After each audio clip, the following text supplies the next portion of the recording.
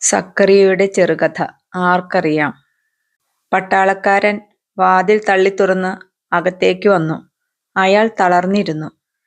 വേയ്ക്കുന്ന കാലുകളുമായി ഒരു മഞ്ചത്തിലേക്ക് വീണ് അയാൾ കണ്ണുകൾ അടച്ചു. ഉള്ളറയിലൊരു വാതിൽ അല്പം തുറന്നു, അടഞ്ഞു.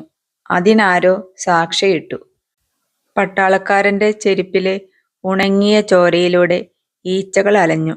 ഏതോ കോണിൽ നിന്ന് ഒരു വേട്ടാവളിയൻ നിർത്താതെ മൂളി. മുറ്റത്ത് കോഴികൾ വെയിൽ കാഞ്ഞ് ചിലച്ചു. അകലെ നിന്ന് കൂട്ടക്കരച്ചിലുകളുടെ നേർത്ത ശബ്ദങ്ങൾ തുറന്നു കിടന്ന ജാലകത്തിലൂടെ അശരീരികളെപ്പോലെ കടന്നു വന്നു. കുറെ കഴിഞ്ഞ് കോഴികൾ എവിടേക്കോ കടന്നുപോയി. വേട്ടാവളിയൻ നിശബ്ദമായി. പട്ടാളക്കാരൻ ഉറങ്ങിയ മഞ്ചത്തെ അകലത്തെ നിലവിളികളുടെ നേരിയ രാഗം മാത്രം ഒരു വലയെപ്പോലെ വളഞ്ഞു. വെയിൽ തീരെ മങ്ങിയിരുന്നു. പട്ടാളക്കാരൻ ഉണർന്നപ്പോൾ അയാൾ എണീറ്റിരുന്നു. തന്റെ കൈകളിലേക്കും വസ്ത്രങ്ങളിലേക്കും നോക്കിക്കൊണ്ട് പറഞ്ഞു, "എനിക്ക് കുളിക്കണം." വേശ്യാലയത്തിന്റെ ഉടമസ്ഥ ഉള്ളിൽ വന്നു പറഞ്ഞു, "വെള്ളം ചൂടാക്കാം. ഏത് സുഗന്ധദ്രവ്യം വേണം?" പട്ടാളക്കാരൻ തല രണ്ട് കൈകളിലേക്കും കുനിച്ചുകൊണ്ട് പറഞ്ഞു, "ഏതെങ്കിലും." അയാൾ പിറുപിറുത്തു. ചോരയുടെ ഉളുമ്പ് അത്ര വേഗം പോവില്ല. വേശ്യാലയത്തിന്റെ ഉടമസ്ഥ ഉയരം കൂടി സൗന്ദര്യത്തിന്റെ നിഴലുകൾ ഇനിയും മായാത്ത ഒരു 50 വയസ്സുകാരിയായിരുന്നു. അവളുടെ നിർവികാരമായ മുഖത്ത് ഏതോ ഒരു വികാരം തെളിഞ്ഞത് അയാൾ തലയുയർത്തിയപ്പോൾ മാഞ്ഞു. അവൾ പറഞ്ഞു, "കുഞ്ഞുങ്ങളുടെ ചോരയുടേത് പ്രത്യേകിച്ചും." പട്ടാളക്കാരൻ തന്റെ കയ്യിൽ നോക്കിക്കൊണ്ടിരുന്നു. അവൾ ചോദിച്ചു, "നിങ്ങൾ ഏത് തെരുവിലായിരുന്നു?" പട്ടാളക്കാരൻ ഒന്നും പറഞ്ഞില്ല. ഉടമസ്ഥ ദൃഢമായ ഒരു നടത്തത്തോടെ മുന്നോട്ട് വന്ന് പട്ടാളക്കാരന്റെ മുമ്പിൽ ഒരിരിപ്പിടത്തിലിരുന്നു. അവൾ ചോദിച്ചു, "നിങ്ങൾ കൊന്ന കുഞ്ഞുങ്ങൾക്ക് നിങ്ങൾ അവരെ കൊല്ലുവാൻ പോവുകയാണെന്ന് മനസ്സിലായോ?" പട്ടാളക്കാരൻ എതിർവശത്തെ ഭിത്തിയിലേക്ക് നോക്കിയിരുന്നു. അവൾ അയാളുടെ മുഖത്തേക്ക് തന്നെ നോക്കിക്കൊണ്ട് ഉത്തരം കാത്തു. അയാൾ പറഞ്ഞു, "എനിക്ക് കുളിക്കണം." ഉടമസ്ഥ അയാളെ തന്നെ നോക്കിയിരുന്നു. അയാൾ പറഞ്ഞു, "എനിക്കറിഞ്ഞുകൂടാ. കുഞ്ഞുങ്ങൾക്ക് മരണമുണ്ടോ? അവർക്ക് മരണത്തെപ്പറ്റി ചിന്തിക്കാൻ അറിയാമോ?" അവൾ ഒന്നും പറഞ്ഞില്ല. അയാൾ പറഞ്ഞു, "ഞാൻ കേട്ടതെല്ലാം അമ്മമാരുടെ കരച്ചിലാണ്." ഉടമസ്ഥ എണീറ്റ് ഉള്ളിലേക്ക് പോയി. പട്ടാളക്കാരൻ തന്റെ അരവാറിൽ നിന്ന് ചോര കട്ട പിടിച്ച ഉറയിലിട്ട ഒരു വാളഴിച്ച് നിലത്ത് വെച്ചു. അരവാറും അഴിച്ച് അതിനടുത്ത് വെച്ചു. എന്നിട്ട് കൈകളിൽ നിന്ന് ഉണങ്ങിയ ചോര നഖം കൊണ്ട് ചുരണ്ടിക്കൊണ്ടിരുന്നു. ഉടമസ്ഥ തിരിച്ചു വന്ന് വീണ്ടും അയാളുടെ മുമ്പിലിരുന്നു. "വെള്ളം ചൂടാക്കാൻ വെച്ചു," അവൾ പറഞ്ഞു. എന്നിട്ട് മുന്നോട്ടാഞ്ഞിരുന്ന് അയാളോട് ചോദിച്ചു, "നിങ്ങൾ എത്ര കുഞ്ഞുങ്ങളെ കൊന്നു?" പട്ടാളക്കാരൻ ഒന്നും പറഞ്ഞില്ല. മുഖത്തൊരു കോടിയ ചിരി വരുത്തിക്കൊണ്ട് അവൾ പറഞ്ഞു, "നിങ്ങളൊരു നല്ല പട്ടാളക്കാരൻ തന്നെ. 100 കുഞ്ഞുങ്ങളെ കൊല്ലുന്നതും അത്രയും പട്ടാളക്കാരെ കൊല്ലുന്നതും തമ്മിൽ വ്യത്യാസമുണ്ടോ?" പട്ടാളക്കാരൻ ഒന്നും പറഞ്ഞില്ല. അവൾ പറഞ്ഞു, "കുഞ്ഞുങ്ങളോട് നിങ്ങൾക്ക് യുദ്ധമില്ല അല്ലേ? അതാണ് പ്രശ്നം." പട്ടാളക്കാരൻ പറഞ്ഞു, "പട്ടാളക്കാർക്ക് ആരോടാണ് യുദ്ധം?" ഉടമസ്ഥ നിലത്തെ വാളിലേക്ക് നോക്കിയിരുന്നു. അവൾ പറഞ്ഞു, "ആരോടാണ് ഈ വാളിന് യുദ്ധം?" എന്നിട്ട് ഇരിപ്പിടം മുന്നോട്ട് നിരക്കി തല പട്ടാളക്കാരനോട് അടുപ്പിച്ച് ശബ്ദം താഴ്ത്തി അവൾ ചോദിച്ചു, "ആരാണ് ഹെറോദേസിന്റെ ശത്രു? ആരാണീ പിറന്നിരിക്കുന്നത്? ഒരു കുഞ്ഞിനെ എന്തിനാണ് ഹെറോദേസ് പേടിക്കുന്നത്?" പട്ടാളക്കാരൻ ചോദിച്ചു, "നിനക്ക് ഇനിയും അറിയില്ലേ?" ഉടമസ്ഥ പറഞ്ഞു, "ഇല്ല." പട്ടാളക്കാരൻ പറഞ്ഞു, "യഹൂദരുടെ രാജാവ് ഇവിടെ ബെത്ലഹേമിൽ ജനിച്ചിരിക്കുന്നുവെന്ന് അവനെ തേടിവന്ന ജ്ഞാനികൾ ഹെറോദേസിനോട് പറഞ്ഞു." ഹെറോദേസ് പേടിച്ചു. ജ്ഞാനികൾ കുഞ്ഞിനെ രഹസ്യമായി കണ്ട് ആരാധിച്ചിട്ട് ഓടിപ്പോയി. ആ കുഞ്ഞിനെയാണ് ഞങ്ങൾ തേടുന്നത്. അവനെയാണ് ഞങ്ങൾ കൊല്ലുന്നത്." അയാൾ തന്റെ 2 കൈകളും കൂട്ടിയമർത്തി അവയിൽ നോക്കിക്കൊണ്ട് പറഞ്ഞു, "ആർക്കറിയാം, ഒരുപക്ഷെ എന്റെ ഈ കൈകളിൽ തൂങ്ങിക്കിടന്ന് യഹൂദന്മാരുടെ രക്ഷകൻ ഇന്ന് മരിച്ചു." ഉടമസ്ഥ പറഞ്ഞു, "അതെ, ആർക്കറിയാം." പട്ടാളക്കാരൻ മുന്നോട്ടാഞ്ഞ് അവളുടെ മുഖത്തേക്ക് നോക്കിക്കൊണ്ട് ചോദിച്ചു, "ഇത്ര 1000 കുഞ്ഞുങ്ങളുടെ ചോരയിലൂടെയാണോ ഒരു രക്ഷകൻ വരുന്നത്?" അവൾ ഒന്നും പറഞ്ഞില്ല. അയാൾ തല കൈകളിലേക്ക് കുനിച്ച് വിരലുകൾ കൊണ്ട് കണ്ണുകളും മുഖവും അമർത്തിക്കൊണ്ട് പറഞ്ഞു, നിനക്കിത് മനസ്സിലാവില്ല. നിനക്ക് കുഞ്ഞുങ്ങളില്ലല്ലോ. ഞാൻ കൊന്ന കുഞ്ഞുങ്ങളുടെ മുഖത്തെ അമ്പരപ്പ് നീ കണ്ടില്ലല്ലോ. കുറെ സമയം ഇരുവരും ഒന്നും പറഞ്ഞില്ല. പിന്നെ ഉടമസ്ഥ പറഞ്ഞു, പാവം. പട്ടാളക്കാരൻ ഒരു ഞെട്ടലോടെ ആശയോടെ അവളുടെ മുഖത്ത് ഉറ്റുനോക്കിക്കൊണ്ട് ചോദിച്ചു, ആരാണ്? അവൾ പറഞ്ഞു, ആ കുഞ്ഞ്, യഹൂദരുടെ വരാനിരിക്കുന്ന രാജാവ്. ആരാണ് ഇത്തരം വിധികൾ നൽകുന്നത്?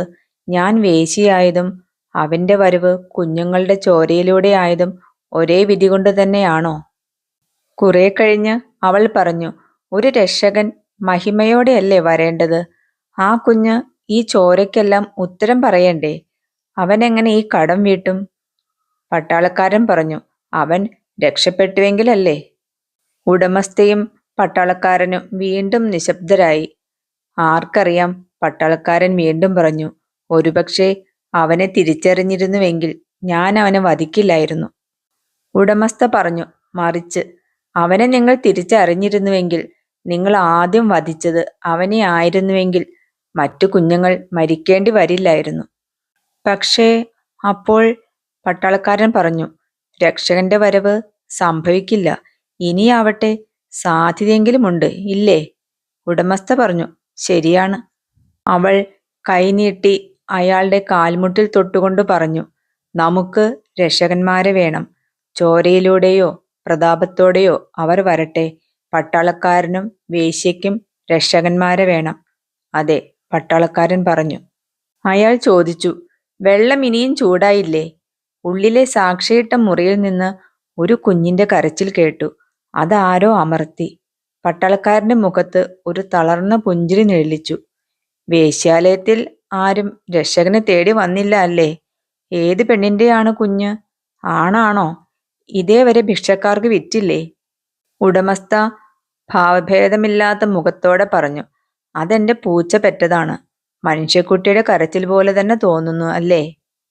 പട്ടാളക്കാരൻ പുഞ്ചിരിച്ചുകൊണ്ട് തന്നെ പറഞ്ഞു, നീ കളവ് പറഞ്ഞ് വിഷമിക്കണ്ട. അതിനി യഹൂദരുടെ രക്ഷകനാണെങ്കിൽ തന്നെ എനിക്കെന്ത്? കുളിക്കാൻ വന്നവനാണ് ഞാൻ.